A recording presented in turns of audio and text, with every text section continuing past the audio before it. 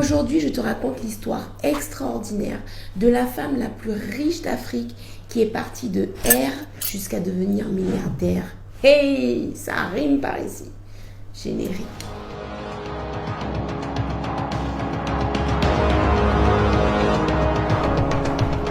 Bienvenue sur Afrique Résurrection, je suis Safia Njoylife, chercheuse en histoire et culture africaine. Alors si tu suis Afrique Résurrection depuis un moment, tu as remarqué que tous les mois je fais un focus sur un pays en particulier et ce mois-ci c'est le Nigeria. Et comme en même temps je considère que ce mois est celui de la femme, eh bien on va faire du 2 en 1. On commence avec Folorunsho Alakija. Si tu ne connais pas son nom, retiens-le. Il s'agit de la lourdeur nigérienne incarnée parce qu'elle pèse des milliards. Alors stop, on va pas commencer par la fin. Retour en arrière sur ses débuts. Folorunsho naît dans une famille de 51 frères et sœurs, puisque son père a plusieurs épouses, donc il a eu des enfants avec chacune. Je vous dis ça pour vous mettre dans le contexte que quand vous naissez au milieu de 51 frères et sœurs, on ne fait pas spécialement attention à vous. Surtout que Folorunsho n'était ni l'aînée, ni la toute dernière. Il n'y avait pas d'attente autour d'elle. Là où l'aventure de Folorunsho commence, c'est que sa mère était couturière et donc lui a transmis cette compétence. Du coup, Folorunsho coud ses propres vêtements. Elle commence par coudre pour des amis, ça plaît. Elle finit par vendre à d'autres personnes. Et au fur et à mesure, elle crée carrément sa ligne de vêtements. Elle gagne des concours, elle est médiatisée, elle se fait remarquer. Et finalement, elle connaît carrément un succès au Nigeria avec sa ligne de vêtements. Ce succès lui permet de commencer à gagner de sérieux revenus. Elle les met de côté. Et en 1996, il y a le tournant de sa vie. Il y a des compagnies qui arrivent de l'étranger pour, vous savez déjà, vampiriser toutes les ressources du sol. Et parmi ces compagnies, il y en a une qui abandonne un terrain après avoir effectué plusieurs fouilles et n'avoir rien trouvé. Et Folorunsho allait savoir pourquoi. Elle est secrétaire dans une banque.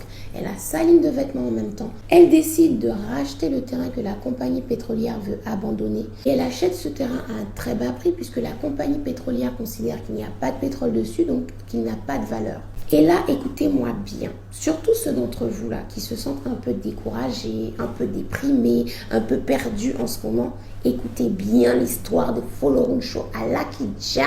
Pendant 4 ans, elle va fouiller ce terrain, centimètre carré par centimètre carré. Elle va investir l'argent qu'elle a gagné avec sa ligne de vêtements dans des machines qui sont appelées des foreuses, qui coûtent énormément d'argent à la location par jour. Et il faut préciser qu'à cette époque, Folorunsho est déjà mariée à Modupe Alakija.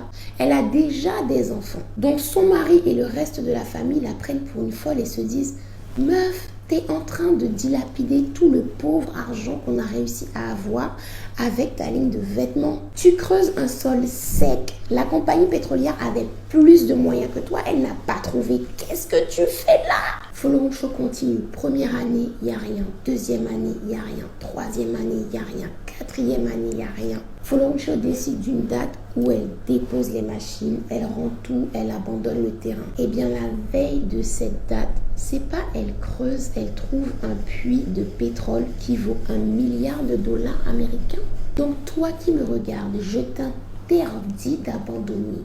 Tu ne sais jamais à quel point tu es proche de réussir, à quel point tu es en plein dernier obstacle et que juste après, c'est le méga succès qui t'attend. Au début de la vidéo, je t'ai dit de retenir le nom de Folorunsho Alakija parce qu'à chaque fois que dans ta vie tu auras envie d'abandonner, repense à cette femme qui pendant 4 ans a été contre vents et marées. Toute sa famille était contre elle. Elle perdait de l'argent chaque jour.